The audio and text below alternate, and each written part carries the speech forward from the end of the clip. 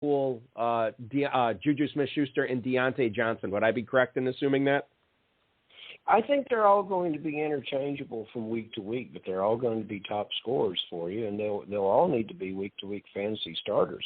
If you stacked them, I don't really see. Well, perhaps you could, and if you have stacked two of them, I would say that they need to be on the field together most of the time in your lineup. Ben's going to get this straightened out, and this offensive coordinator is going to come up with a plan that will work well with the new running back. They're going to have a balanced attack, and they've got a tough schedule. They're going to need physical players, so I may, for that very, very reason, tip my hat in the way of the biggest guy, which is Claypool. It is going to be difficult to stack them, at least in Football Guys Players Championship drafts. Deontay Johnson is wide receiver 21 at the 509. Then it's Chase Claypool as wide receiver 28 at the 607. Followed shortly thereafter, Juju Smith-Schuster, wide receiver 31 at the 701. So they're all basically within, I would say, roughly a round and a half of each other. Maybe you could pull it off, but it would be tough to do. But, man, I'd love to see it. That'd be fun.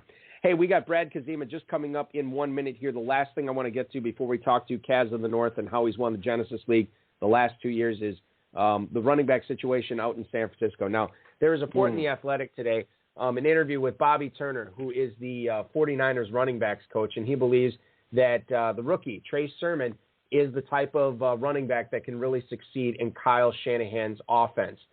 When you look at Turner's experience with them, he was with Mike Shanahan in Denver in the 1990s. Terrell Davis, Alandis Gary, Mike Anderson. Remember all those guys? They all crushed it, and Turner was the running backs coach there. None of those guys were drafted before the fourth round. Sermon was drafted in the third round, the 88th pick out of Ohio State after he transferred. He can, this is what Bobby Turner's saying, his reads, his instincts, his ability to communicate and retain, I like all that. The other thing to keep in mind here, Elijah Mitchell, the running back out of Louisiana Lafayette, also went to the Niners in the draft as a sixth-round pick. But, you know, we consider that Jeff Wilson's still there, Raheem Mostert. Farrell, I know you like Raheem Mostert a lot this year. Do you still like him as much after the Trey Sermon selection in the third round?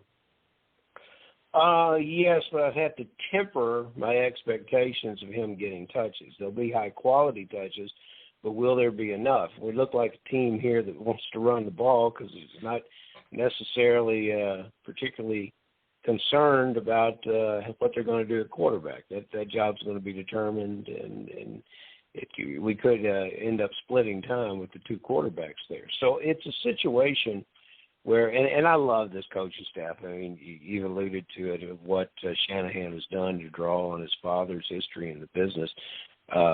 Not only is Robert Turner, you know, he's been there 25 years of experience, but near and dear to my heart and all Packers fans is Johnny Holland. He's been there for 22 years. Chris Forster's been in the NFL for 21 years, and now he joins O-line there. Everybody knows about Sermon, Balky. Let's put the spotlight on Mitchell. Mitchell from Erath, Louisiana. I love that part of the world down there. It's 1,800 miles from San Francisco, and you know, from a cultural standpoint and a life standpoint, it's 1,800 miles from New Orleans. You know, it's just sitting.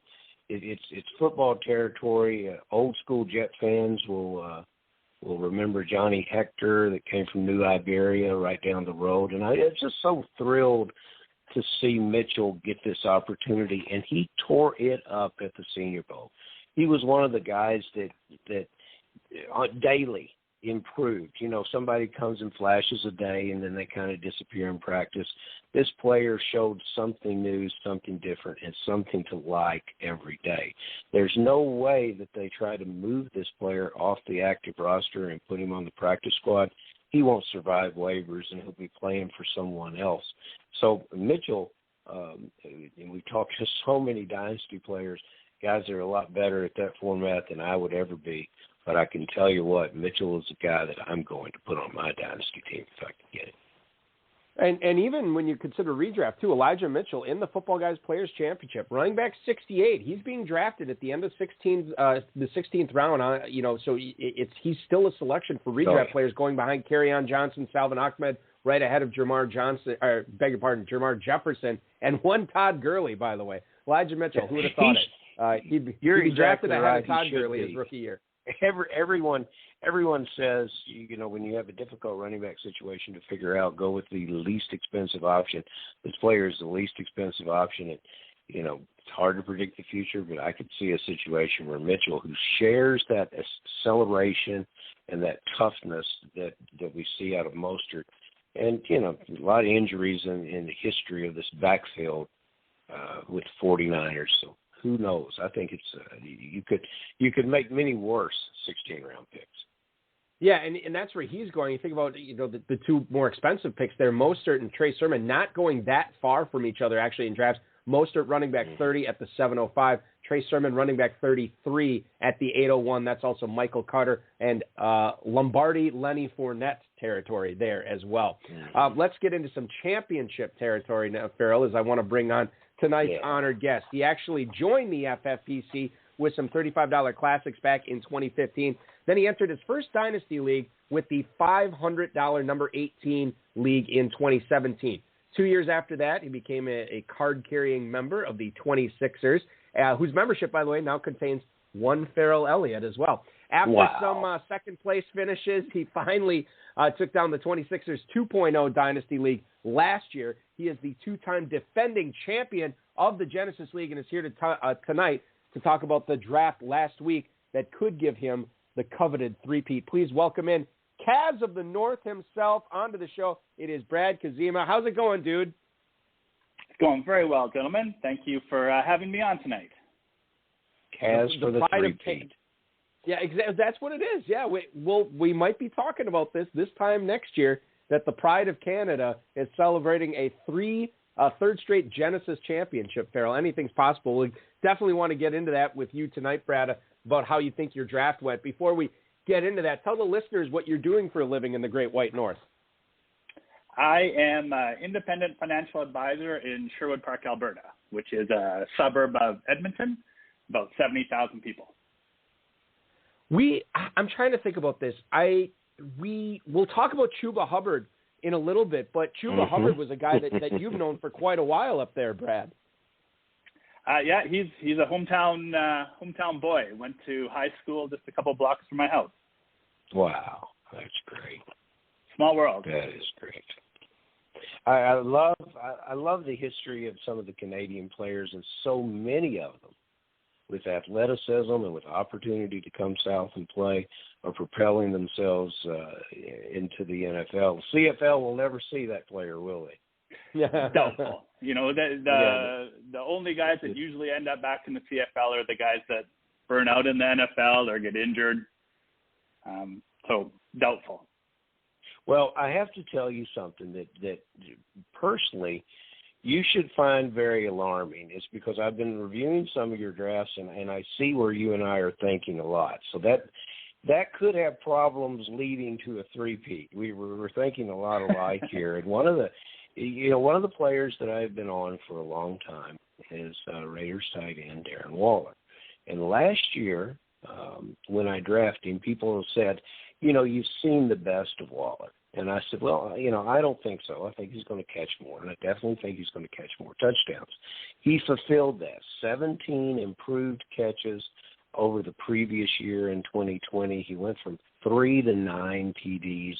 You drafted him as one of the 3 tight ends in the first round, and I believe Waller belongs there. I've been drafting him there since we started, with some of the classic drafts back in February. So I'll ask you this, because I still see room for improvement, room for more. Do you think Waller improves on those numbers from last year, or do you think you're just very, very happy to have him and get a repeat performance? Repeat would be great, Farrell. I think he does have room for improvement, depending on how much the rookies they drafted last year do. Losing Aguilar, there's a bunch of targets that go out the door there. The thing that really got me with Waller, I never owned any of them last year, and always ended up watching those afternoon games, and he would be against me. So I watched a lot of them, and man, he was just such a focus of cars, And he played so well last year that this year I bought 2 orphans, and he's on both of them, and took him in the 12 spot in the Genesis. That's the kind of orphan that's easy to adopt, I would say. I'm trying to think about this. I think because Waller I've never historically owned all that much in my leagues, and I think I had him, his big breakout year, and then for whatever reason he just kind of priced himself out of where I was comfortable drafting him the year after that. But guys, you can make it 3 Darren Waller fans for 2021 on the show tonight, because I drafted him as my starting tight end in the KFFSC Run the Daylight draft last night too. So I'm very excited about that. Looking very forward to all those millions and zillions of targets that he'll see again this year. So Waller was your first pick, Brad, and then you actually started a big time running back run in the second round with your first pick there at the 201. You end up going with Joe Mixon there. You had the opportunity to draft guys like Austin Eckler, Aaron Jones, DeAndre Swift, Nick Chubb. These are all players that, on average, are going ahead of Joe Mixon in drafts with the Football Guys Players Championship. But you have to get your guys. So why was Joe Mixon your guy there? You know what? Those guys are all great potential breakouts this year. So it was a tough one. Eckler has no competition in that backfield, or very little. Swift doesn't have much competition, but not sure what that Detroit offense is going to do. Aaron Jones had the Rodgers question mark, and Chubb is sharing with Hunt for another year. So I've always been a Mixon fan, put up with some tough years. So, he's my guy. I think he still has the talent, and went for it. You are obviously buying in to the wide receiver core with the Carolina Panthers. New quarterback, continued impressive. I've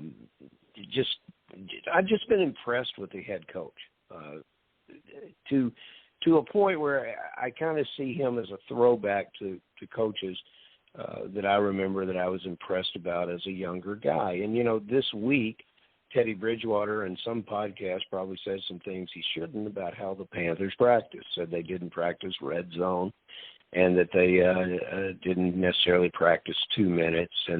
And the head coach Rule, he said, we're very comfortable with the way we practice, and we love Teddy, and we wish him very well. And I think that sets a good example through your team. Last week we talked about Terrence Marshall joining the Panthers, and it's a situation where I thought that Robbie Anderson could be a good influence on this player. But the mystery player of this receiving core, and I think I have always underrated him, and maybe like Balky with Waller previously.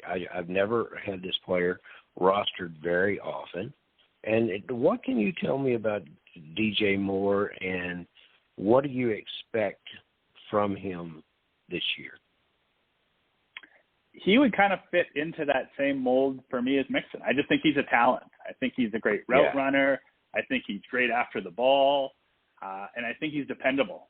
I think that is now, new quarterback comes in there, so there's a little bit of a question mark there. But, again, I'm just going to take the talent. I think Robbie Anderson is going to be another I have him in a few of my teams, and I think he's going to have a good year this year. The rookie, I'm a little hesitant sometimes with the rookie wide receivers when they're coming into some competitive targets. But I really like Moore for the player he is. Okay, I like that. That's a great answer. We are talking with Brad Kezema, the Kaz of the North, as it were, on the High Stakes Fantasy Football Hour tonight, the back-to-back winner of the Genesis League, the champion of the 26ers 2.0 Dynasty Draft, or Dynasty League in the FFPC as well.